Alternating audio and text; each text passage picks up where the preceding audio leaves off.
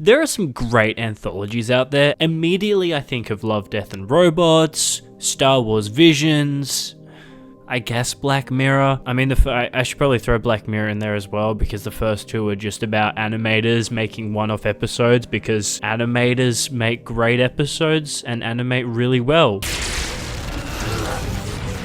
Must I remind you of the purpose of your birth? To save me.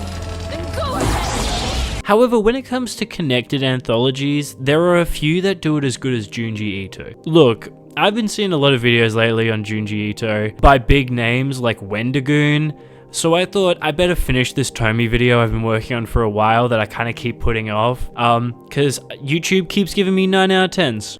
Oh my god, this video took way longer than it was supposed to. Ignore everything that guy just said, he's lying. So you probably know who Junji Ito is at this point, but if you don't, Junji Ito is a Japanese horror writer famous for his many spooky works such as Uzumaki, which is an anthology with a obvious through line. I mean, it's about spirals, it's in the title.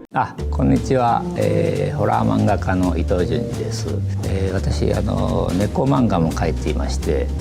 It follows the same few characters in the same town, but each chapter being a completely different story with completely different scares and monsters, and it's kind of like a Monster of the Week type deal. It's good fun. But anyway, Junji Ito's books are really well known. Also, he gets scared really easily, and I mean, it's a crime if you haven't seen him react to the cat clip in Azumanga Daioh.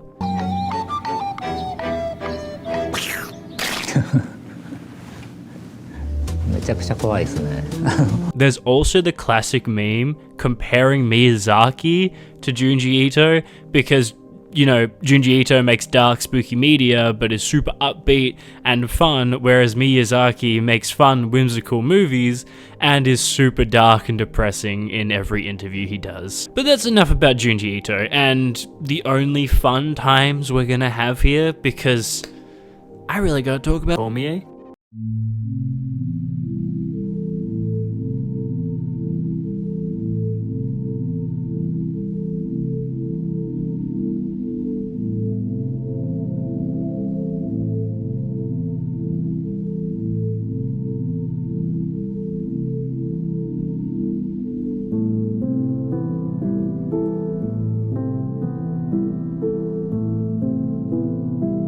Tomie is a Junji Ito anthology that stays mostly disconnected, aside from the girl in the title, Tomie, who is the main focus in each story. And she's just the best. Tomie really is just a girl who cannot die and will regenerate from any piece of her that's left. And by any, I mean any. Like ash from being burnt. She's just the most normal girl. She can also control any guy just by talking to them and telling them to do something, and any guy that she ends up loving back murders her in the end, no matter what, and then usually cuts her apart, and it's nightmare fuel. This is also how a few of the stories actually start. It's just fun times. Gotta love it. Now, Tomie is probably Junji Ito's most well-known work. However, I did only recently read it and loved it to the point where I immediately went out and bought the hardcover book and knew I had to defend her. Tomie's first story, aptly titled Tomie, is a very simple story compared to what comes later. This story is a classic ghost story about a girl that was killed and then returned from the dead to make everyone that killed her go insane. Starting with the teacher who was in love with the student. Mr. Kimura, why did you decide to become a high school teacher? 'Cause I like high school girls, that's why!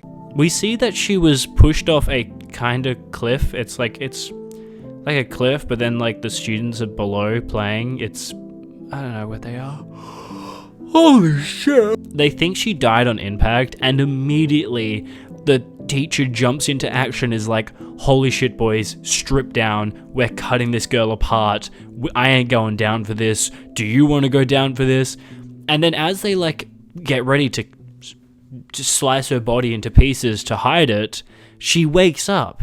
So then they decide they just have to kill her in cold blood, because, you know, all the guys are standing around her in their underwear with like hacksaws ready to saw her to pieces. So they're like, well, we just have to kill her now. Sucks. So then they all saw her up, and then each student takes a piece of her body with them. She then comes back and makes all the guys go insane, and the girl is the only one to escape, who then finds another Tomie growing at the beach from a small package that was dropped. A new Tomie will always return, but immediately you can see Tomie really isn't the villain in this. She was murdered, and the entire class hid her death until, they were driven insane. Might not have been Tomie that did that. Could have just been their own guilt. Maybe. Could have been their guilt that did it. I also read in an interview that this story was inspired by just a child in Junji Ito's class that died in a car crash, and Junji Ito just thought how crazy it would be if that boy came back to school just randomly. Which, just fun fact. It's not really, it doesn't really have anything to do with what I was talking about, but I just thought it was interesting. The next story, titled Photographs, dives more into Tomie's constant need for love and validation, and also why she hates photographs. In Photographs, we see Tomie has multiple faces and heads growing out of her, and after having her photos, the photos with the multiple heads growing out of her, spread around the school, then decides to torment the girl responsible. At this girl's house, Tomie begins to grow another face out the back of her head, begging her lackeys, these two boys that follow her around and follow her to the house, to remove the tumor from her. So the only course of action is to decapitate her. Of course, there's no other option. With the decapitated head, the new head on the back of the old head on the decapitated head on the floor then begins to scream and tell them to cut off the tumor. So they take the head, and the body then gets up and walks away too. So the boys took the head, which was still alive. Tomie's body stands up, walks away, and then there's just a pool of blood on the floor from Tomie. So, that's awesome. That's really cool. But we immediately see how Tomie reacts to other Tomies. There can only be one Tomie. Any other Tomie is seen as a tumor. And if you thought two Tomies wasn't enough, a new Tomie begins to grow from the blood that had pooled on the floor of the bedroom, drawing all the guys to her. This ends with murder and a guy falling out the window dying, and a carpet growing a ton of little Tomies from it, begging to be held. Yeah. It's great. It's so cool. That's just a classic Tomie line, just her begging to be held. She's kind of real for it. Sure, Tomie can be vindictive and cruel and manipulative, but also she's just a girl who's constantly murdered, forced to regrow from anything, and worry about being killed not only by men, but other versions of herself. She just wants to be accepted, but she doesn't want it to be because she's forced men to accept her, which is why we often see her going after men that don't want her, which ends badly every time. And then once she does get those men, she hates them. My hair is pissing me the f off right now. What is it doing? So instead of going through every single story, I'm just going to talk about my favorites and the ones that I think really show who Tomie is fully. Also because you should go read it yourself because it's great and it's terrific and really good. Painter is great. It's a classic story of an artist made insane by the work he's created and his pursuit of perfection. Mr. Mori is a very successful artist who has had multiple exhibitions right up until his latest exhibition, where he met a girl there named Tomie, who tells him his art kinda sucks and he needs a prettier model to be really successful. He really takes this to heart, and next time he's painting his model, he's like, God, she's so boring. She's just bad. I can't paint very well anymore because that other girl I saw. Lucky for him, right that moment, Tomie lets herself into his house and ruins his relationship with his current model in order to replace her. So after kicking out his old model, he gets straight to work painting Tomie. After painting Tomie, he shows it to her and she hates it, saying it can't even capture 1/10 of her beauty. After she leaves, Mori grows obsessive, trying to paint from memory, but never being able to perfect it. He takes to drinking and eventually pays a man to take pictures of her, and after getting the pictures, he finds her with another artist, a sculptor. Mr. Mori decides to confront this sculptor, and the man looks terrible. Opening the door, the man looks just fucked up. Mori pushes him over, possibly killing him. I don't remember, I have to recheck that before I finish this. And inside finds piles and piles of broken Tomie statues, never able to be perfected. He also finds Tomie, Yeah, she's just in this building. She cries and he takes her home. Not to save her from being kidnapped, mind you, but just for his own selfish reasons of wanting to perfect his art, which he can't do without Tomie. After creating his masterpiece, Tomie laughs at him and makes fun of it. So in a fit of rage, Mr. Mori kills her, and for 4 days hacks her body apart, watching as it regenerates into new Tomies. Wow, just great, just terrific, love that, awesome stuff, awesome stuff. I love this shit. It's a tortured artist who's so obsessed with achieving perfection that he abuses the only means he has of achieving it, then eventually killing her when she doesn't appreciate his art. Tomie, who originally uses these artists to capture her, ends up being used by the same artists for their own selfish gain. It's just a classic story all around. However, the next story, Murder, really starts to show Tomie's own self-loathing and how there's no one Tomie hates more than herself. This story also has an interesting idea that's brought up again in a future story, but I'll get back to that. After witnessing Tomie get stabbed to death, a guy on Tomie's wishes takes her back to his place and she asks him to bury her, but when he does, he finds a face growing out of her chest. He cuts it off, taking it back to his house, and it relentlessly abuses him, yelling for food and then spitting out what he gives her, with the face asking for caviar and expensive food and jewelry. This then becomes a fight between the Tomies after the other body is revived and the Tomies send men after each other, until the main guy meets the other Tomie and is manipulated to kill the face. I think the reason he's so easy to manipulate is because the idea of Tomie being pretty is so important to her being able to manipulate people, and the face doesn't have that yet. I mean, it's just a face, whereas the other Tomie is like full Tomie. We also see the lengths Tomie is willing to go in order to eliminate herself, or at least the parts of herself she sees as a tumor. A huge part about Tomie that's brought up in the story Murder is how she really wants expensive things and gets very upset when she isn't given what she feels she's entitled to. This aspect of Tomie is great, and it reminds me so much of Maxine and Pearl. If you haven't seen Pearl or X, minor spoilers, the main characters mirror each other to the point where they're almost the same character in 2 different times. I mean, they're played by the same actor, so I think it's pretty self-explanatory that they both heavily believe they deserve to be stars and refuse to live a life they don't deserve. It's a massive part of the story. The lengths they're both willing to go is so incredibly far because they deserve to be stars. I think this same belief can be attributed to Tomie, who refuses to lead a life she doesn't deserve. And in order to get what she deserves, she's willing to go to great lengths to achieve that. This is seen a lot in the story The Gathering, which I think is probably up there as one of my favorites. I'm a big fan of this one. It's fun. It's a fun story all around. In The Gathering, we also see how when she does achieve these things that she believes she deserves, it still doesn't fulfill her, much like everyone. I mean, such is the nature of human desire. This idea is actually explored so well in the ContraPoints video Twilight, where she talks about how the aspect of desire is better than achieving the thing we might be desiring for. Great video, I'd highly recommend. This is seen play out in Tomie. In The Gathering, we witness basically what's in the title. A gathering of men praising Tomie, giving her everything she wanted. Basically, this is what she's been wanting throughout the whole book. However, now that she has this, it no longer interests her.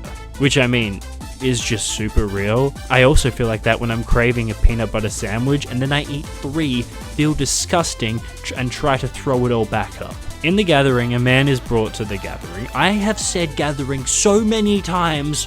Holy shit, I say gathering so many times in the script. Do a shot every time I say gathering. It might kill you, I don't know. In The Gathering, a man is brought to the gathering after he loses his wife, and because he's so hurt by this, Tomie's abilities don't work on him, meaning she now wants him more because she can't have him, you know? He is captured by the group and Tomie tries everything to get him to fall in love with her, to no avail. And the man's friend admits how much he loves Tomie, but fears if he got her, he'd do something unthinkable to her. You know, murder! Tomie cannot catch a break for real, holy shit. This culminates in the gathering attempting to kill Tomie, but in the process killing each other after they dogpiled on top of her, and then they all just stab at once, killing everyone there. It's so funny. Like, they did not, oh my god, Junji didn't have to make that shit so funny. What the f. And the main guy then leaves, however having his happy memories of his wife forever altered by Tomie. Now he can never escape her. Tomie refuses to lead a life she doesn't deserve, and is eventually destroyed by those she believes worship her, much like how many influencers build an audience based on lies and toxic ideas, and then that audience kind of destroys them because the audience was only there to watch them suffer and not actually there because they like the content, you know, like lolcows. This group was only there for the chance to be with Tomie, much like how many lolcows on the internet believe their audience is there for the right intentions, but in truth are actually there to eventually dogpile and stab the shit out of them and each other. I kind of got off track there. I kind of went back to Tomie, but you get the gist of it, I think. It makes sense, right? That makes sense. I think I'm going insane. I don't mean that literally. I'm just trying to tie it back to Tomie, you know. What can you do? Tomie is a great book that really explores a ton of different ideas and themes, as well as the experiences of the girl in question, Tomie, and the nightmares she too has to experience.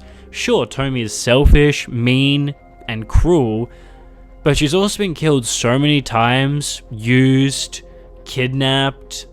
There's a lot that happens. She's willing to go to great lengths to achieve the life she believes she deserves, and I gotta respect the kill all men attitude she has going on. It's kinda based. What can I say? I do quickly want to mention my favorite story because it shows just how insane Tomie's healing abilities are and how there really is no way to get rid of her no matter what. That story is MOROMI. In this, we start with a classic. Tomie being minced by the main guy, and she continues to regrow from the mince. His entire house is full of Tomie mince. So his friend takes him and the Tomie mince to a Momori plant to turn her leftovers into Momori. If you don't know what Momori is, it's alcohol. They then end up drinking her because I guess she smells really great, and then they hallucinate a ton of Tomies and even a giant Tomie made out of Momori. It's terrifying. And then they decide to sell the Tomie Momori, and the final panel heavily implies she's definitely still alive inside this vat of alcohol. Gotta love how unkillable she is. Who wins, Luffy Gear 5 or Tomie? Answer down below, or don't. It's probably Luffy. I don't know. Maybe Tomie? I actually don't know. Maybe that's a good fight, because I mean, Tomie probably can't fight back. She's just a girl, but I don't know if Luffy could kill her. What are the limits of Luffy Gear 5? I haven't caught up. I'm up to like the Egg Island arc. This is getting out of hand. What is happening right here? Just his brain losing it. And that ends my breakdown of Tomie. Go read it. It's so good. I'm a huge fan of Junji Ito, and his work has only gotten better since Tomie, so go check it out. Thank you so much for getting this far into the video. Check out my other stuff. I got more coming. I say this every time. Thank you so much for making it to this far in the video. Like and subscribe, or don't. It's fine. Your choice. Alright, catch ya. See ya. Bye-bye. Bye-bye. I got it. If I did the multiply fucking bye-bye one more time, I'm gonna be sued.